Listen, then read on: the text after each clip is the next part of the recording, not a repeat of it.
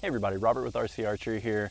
Today I have the much awaited but very thoroughly tested Hoyt Prevail Shootout.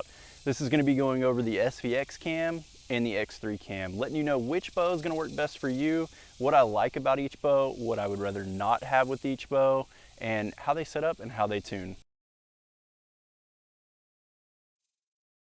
So by a quick glance looking at both of these bows, they both appear to be the exact same. If you dive in a little bit deeper, not much would change.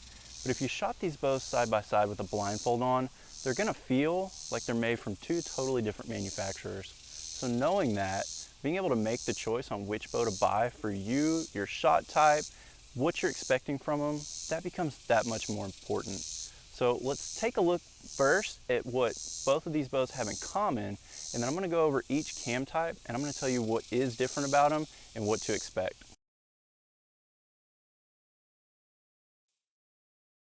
So taking a look at both of these bows and comparing them from the Hoyt Podium that came out the year prior to the Prevail, the big changes and the big talking factor, of course, is the lowered grip.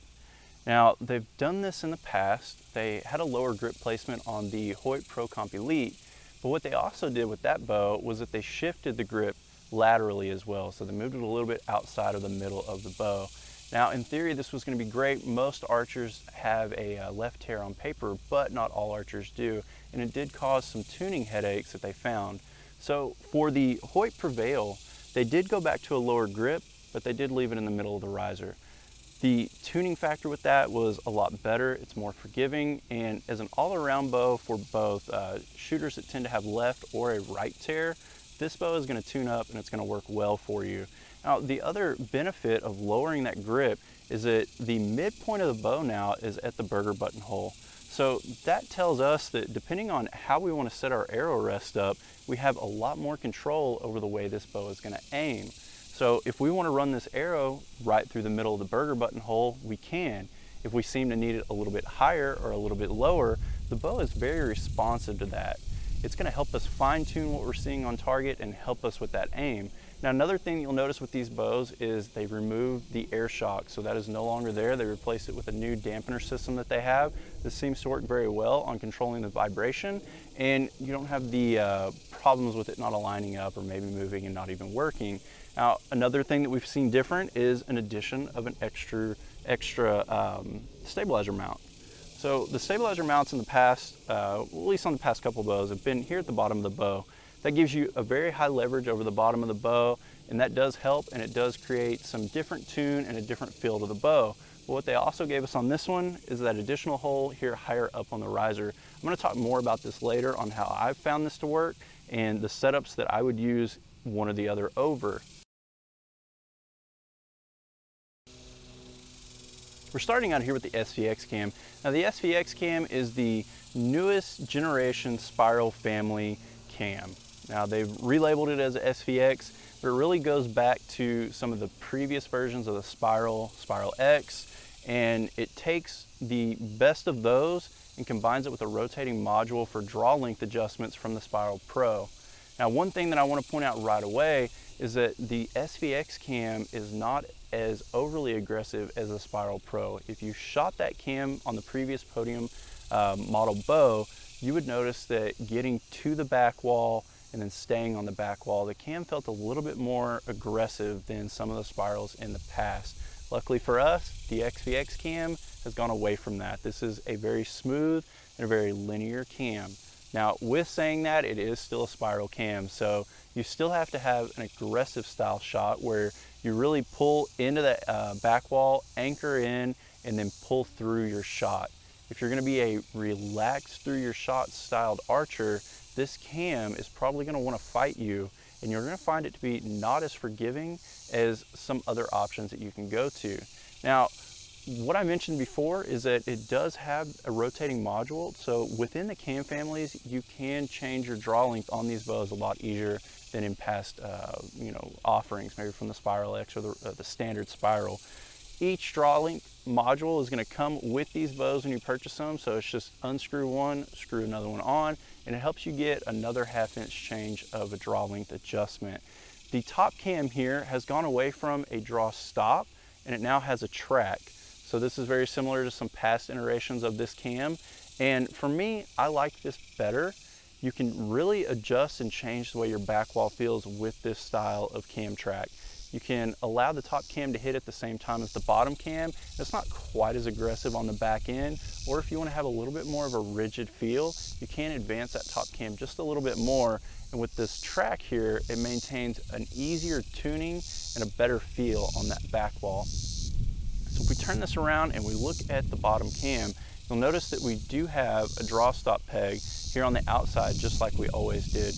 This outer position is going to give us the standard, very firm back wall feel of a spiral cam, but this SVX cam also has an option here where we can change this to an inner peg location. Now the inner peg location is going to give you a little bit more flex on the back wall, and it's also going to help the bow not feel as aggressive. It's not going to want to pull out of your hand as much. And if you're the style of shooter that is shooting maybe a back tension style release or a hinge release, and you like a little bit of give as you're pulling through, this is going to be the best location for you to be able to try out, and you're probably going to find that you like that the most. Now, even though it is at this lower location and there is a little bit more give in that back wall, it still maintains its spiral feel. It's still going to be an aggressive cam, and you're still going to have to really be on your game and really fine-tune the draw length adjustments on this bow. You'll find that with the spiral cam or these SVX cams here on this bow, if you're off even less than a half an inch on your draw length, they can really punish you, and it can be not as forgiving as what you would have if your draw length is spot on.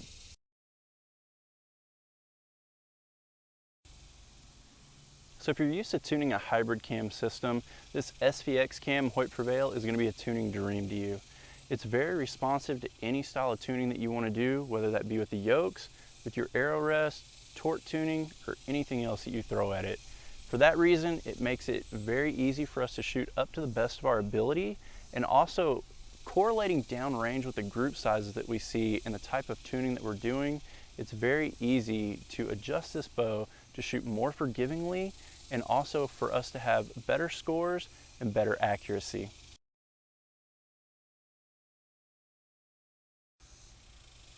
All right, up next we have the X3 cam. The X3 cam is the less aggressive cam option for the Hoyt Prevail, and it's replacing the GTX cam that you would have seen on some of the past models that Hoyt's target lineup had. The X3 cam to me more resembles the DFX cam. Now, this is a cam option on Hoyt's hunting line currently, and also on their Hyper Edge. To me, I really like this cam on the adjustability and the features of it. You'll notice that you've got a much larger draw length option per cam family. So if you're an archer that doesn't quite know their draw length and what they're looking for, and maybe there's a larger range, this may be a better option for you. Along with that, you'll also see a slot here for the top cam versus a draw stop peg. So this is similar to the SVX cam that we had previously. And on the bottom cam, we have a draw stop here on the outer location, and we also have the option to change the back wall feel from a little bit firmer feel to a less firmer feel by taking the draw stop completely off the cam and allowing the cam track that's on the inner portion of the cam itself to take over and allow us to have a back wall feel. Now with that, this back wall is not quite as firm as what we have with our SVX cam. The back wall on this, I wouldn't call it spongy, but when you get to full draw, you will be able to really pull through it even on that outer peg location. So that's something to think about if you're the type of archer that wants a rock solid back wall. This cam may not suit you quite as well. Now, if you do like to pull through your shot a little bit more and you're a less aggressive archer where you're not going to be really bearing down to get to full draw and pull into the stops and really pull through the bow. So say if you're an archer that's going to lightly pull into the stops and just hold right there on the edge of the back wall and relax through their shot, this is the cam that's going to be the best option for you. This is going to be a less aggressive, not want to rip the bow away from you feeling like the SVX cam is, and it's going to give you more options as well as far as the let-off modules on this bow. So with each draw length adjustment that you can do with this bow, the mod can also be as a 65% let-off option or a 75% let-off option. Now, this is something that you have to order the bow in from the Hoyt factory or buy additional cam modules per your cam family to change between that 65 or 75% let off option. I personally went with the 75% let off option because I like a little bit higher let off and a little less demanding cam. And with this 75%, it really allows you to be able to completely relax at full draw, just hold against the back wall and really focus more on aiming and your shot execution, and not necessarily having to wrangle the bow or hold it at full draw or be aggressive with it. Now, tuning with the X3 cam is very simple to do, just like it was with the SVX cam. I think a lot of the tuning benefits that we're seeing in this Hoyt Prevail is because of the lower grip and the overall balance of the bow itself. Now, one thing that I will point out is that this bow with the X3 cam is a little bit more sensitive to vertical spread on your groupings if you creep. So that makes creep tuning very important with this bow, this cam style, and you really have to play around with how far the top cam is advanced in that creep tuning to be able to find your most forgiving setup on a vertical scale. But once you do find that, your top cam is going to be a little bit more advanced. It doesn't give you an overly aggressive feel. So luckily the bow isn't trying to rip itself away from you, and you can still relax at full draw and it's still not as demanding. So before I give you my choice on which bow I'm going to use and why, I want to give you a little bit of background on the style of shot that I've been shooting, the types of bows that I've shot in the past, and what cam systems I've been using. The last several Hoyt target models that I've used have all had these spiral cams of some sort. Spiral X, Spiral Pro, whatever they had out at the time. Now, on the last couple bows, I've actually long strung those to get around 70% let off, because I was finding that a little bit less aggressive shot was actually allowing me to shoot more consistently throughout an entire round, and it was also helping me be a little bit more consistent from one shot to the next. Now, when I first purchased a Hoyt Prevail, I purchased it in the X3 cam. Because I'd been long stringing bows in the past, I really wanted to try a less aggressive cam, and I did get the 75% let off option for that reason. Now, one thing that I found when I first got this bow and first started using it was that the shot style that I had, being very dynamic, where I'm pushing through with the front arm and really pulling through with the back arm, didn't really match up to the X3 cam system. I found myself really overshooting the bow and really over dominating the bow, and that caused me to have some inconsistencies. I noticed more of a vertical spread with it, regardless of the creep tuning that I was doing and regardless of what I was getting out of it. I still found a little bit more vertical misses, high or low or something going on. And I also found that I could muscle the bow and really push it off one direction or the other with my bow hand, most of the time missing to the right or missing to the left, just depending on what I was doing. There wasn't really any high and low misses with my bow arm. Now, the structure and the time that I had with the X3, I actually started adapting my shot to try to match it better and to get more accuracy out of it. I was doing it more, I guess, subconsciously than I was consciously, and I really found myself shooting a shot style where I would pull into the back wall, anchor, I was setting my rear arm, setting my back muscles in place, and then I'd set up a release to where I could relax my hand and relax through it. So it almost felt like that I was letting go of the string, similar to like what a recurve archer would do, where they would just let go of the string. That's how it feels like with my shot.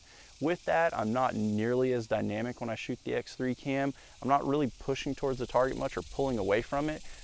The only movement that I've really integrated into that system is enough to keep my front shoulder from wanting to creep up, and as I'm relaxing my hand, the movement pulling back to keep the bow from wanting to come off the back wall. But that style of shot with the X3 cam has worked incredibly well for me. It's allowed me to be able to really aim and really get into my shot and find a lot more consistency.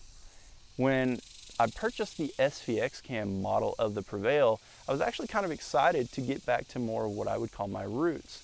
I have always shot spiral cams for several years now, and being able to get back to one that wasn't quite as aggressive as a Spiral Pro really was an exciting factor for me. When I got it, I expected to be able to just pick it up, get right back to shooting, shoot my old style shot, and really find my accuracy improving and my consistency working better for me. What I actually found is that I fight the bow a lot now. I'm not used to pulling through the shot. I'm not used to being as aggressive in my shot anymore. And I really find myself having more inconsistencies and more misses with the SVX cam bow. Because of that, that's why I'm going with the X3 cam now. The X3 cam just works better for my shot style that I've developed, and I'm finding a lot more consistencies and a lot better scoring. I was very surprised at the fact that the longer I was shooting the SVX cam bow, the more my scores started to deteriorate. But when I'm shooting the X3 cam, I can shoot twice as many arrows before my shot starts to deteriorate and before I really get tired and start noticing that in downrange groups.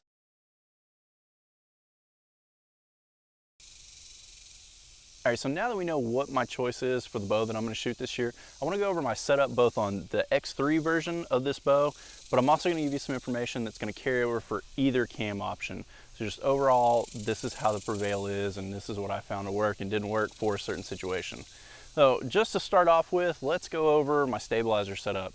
So on my front rod here, I've got my standard 30-inch front rod. It's got 8 ounces on the front. It's got a 10-degree down quick disconnect on it. I started out with this bow with a straight front rod, and the reason I did that is because the overall balance of the way these bows work without anything on them.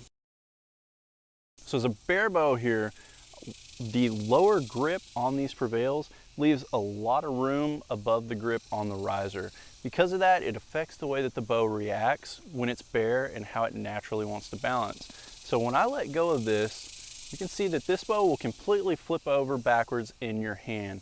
And that's something that I also found with the Pro Comp Elite with that lower grip position, so I was kind of expecting that going into this.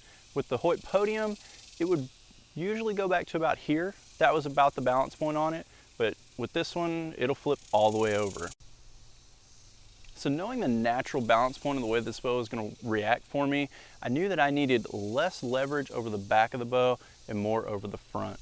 Now, instead of going to a longer front rod that I've tried in the past and it just did not work for me, I went to a shorter rear rod. This is a 10-inch back rod. Normally I would run a 12, like on the Podium that I had prior to this, I was running a 12-inch bar. This one's a 10.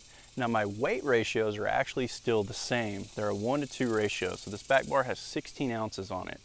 Now, the reason I went with a straight connect on the front rod to begin with was because I needed that more leverage over the front of the bow.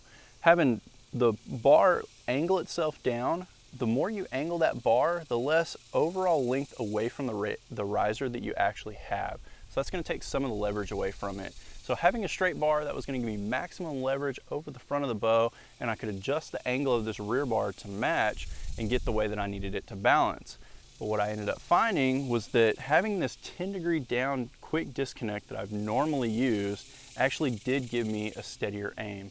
I noticed that the bow wanted to settle down a lot faster for me when I was getting to full draw, and there wasn't as much side-to-side wiggle. It would slow itself down a lot faster and it would aim a lot better for me on target. When I went to this 10-degree quick disconnect down, what I did is I actually moved this back bar down a little bit more too, and overall that seemed to work best for me. Now, there is 2 mounting options that we talked about previously for the stabilizer. You'll notice I had this one mounted in the top mount. On the SVX cam bow, I actually found that having it mounted at the lower mount worked better for me. You have more leverage over the bottom part of the riser by using that lower mount, and on a more aggressive style bow and a more aggressive style shot, I actually found having that bar down there actually gave me a little bit better aim on target and a lot better shot reaction for my follow through. That gave me a little bit more consistent results downrange, and it really helped me out with the feel of the bow. Now, one thing that I do want to point out is that some people have talked about vibration in these bows at their shot. On the SVX cam, when I went from having the rod mounted up at this top location rather, down to the lower location, I did notice an increase in vibration. Having the back rod mounted up here right under the hand on this top mount, I really don't feel vibration on either of these bows at all. In fact, the first time that I shot my X3 cam outdoors, I actually thought something had went wrong with the way that I was shooting the bow. It was that quiet and it was that calm. So having that rod lower down, it does offer a little bit more vibration. I just want to let everybody be aware of that. something like a joinker or some kind of dampener, something like that would probably work really well screwed into the top mount location. There's 2 holes on there. That was something that I didn't go over earlier. There's 2 holes here that you'll see. The standard mounting bracket, and then there's a hole right above it. And that's if you have a Hoyt engineered mount for this rear bar, it's gonna have an extra hole in there. It's a lock. So to lock it in place and keep it from wanting to slide around or having anything crazy happen with it. But what that also does is gives us another option of a little bit smaller thread to be able to put weights on it or add some kind of vibration dampener that might help you. Now, another thing that I want to point out is the location of the O-ring here on the cable rod. The X3 cam, when I got it, it was all the way forward. Haven't had an issue with that. But you'll see here on the SVX cam bow that I got, this O-ring was actually a little bit further forward. It was away from the front edge of the cable rod here. That I found to take a lot of the vibration out. It acts almost like a dampener would. So as it's running and it's hitting up against that, it's taking a lot of vibration out, and it's really helping the feel of the bow. Now, when it comes to my arrow setup with the X3 cam Prevail, I did have to change my arrows pretty drastically from what I was using in the past. I say drastically, that may not be the best word, but what I did find is that it did need a spine change. I'd been running 410 series on my carbon ones, and I actually had to go to a 450 series, so I had to go to a softer spine to begin with. The indoor arrow that I'm running right now is a 2314 arrow. I actually got that to spine correctly on the On Target 2 software program, but I am going to be trying the 2315 and just seeing, obviously it's going to be too stiff, but I'm going to see different point weights, different cut lengths, see if I can get that to work just as well or better than that 2314 series. All right, so one last thing that I want to talk about really quick on my X3 setup that really made a big difference for me is my draw stop peg. Now, when I originally bought this bow, it was a 75% let off. It came with a leather centered draw stop peg. I've seen on the 65% let off bows, when you purchase those, they're gonna come with an aluminum peg, so you really won't have this problem. But if you get the 75% let off and that leather centered aluminum peg, might be something that you're gonna wanna do. It's definitely something I wanted to do. I ended up purchasing this stop from Match Point Archery. This is their Pro stop. It's an 8mm stop. This was a little bit shorter, and that helped me with clearance. I did find with the original leather stop that I was getting a little bit of cable contact as it was rolling through. So the shorter stop helped. The diameter stayed the same, but being that it's all aluminum, it firmed up the back wall quite considerably over the stock peg setup. Now, the other thing that I did is get a good custom string set here. These are Twisted X bowstrings. This is what I've been running on all my personal bows for a couple years now. Getting a good string set that was custom made, the X material 452X or the BCY Mercury, it's really going to help you on the back wall feel. It did take a little bit of the give away from it, so it helped firm up that back wall just a little bit more. So overall, I'd say you really can't go wrong with choosing either of these cam options on the Hoyt Prevail. It's really going to come down more to what your personal preference is and what you're looking for out of the bow. If you like this video, make sure to give it a thumbs up for me, please. Also, share the video to your social media pages. That'll help other archers maybe that are trying to choose between these 2 cam options, or if they're running into some setup or tuning problems, maybe this will help them as well. Appreciate everybody watching this video today. I'll see you soon.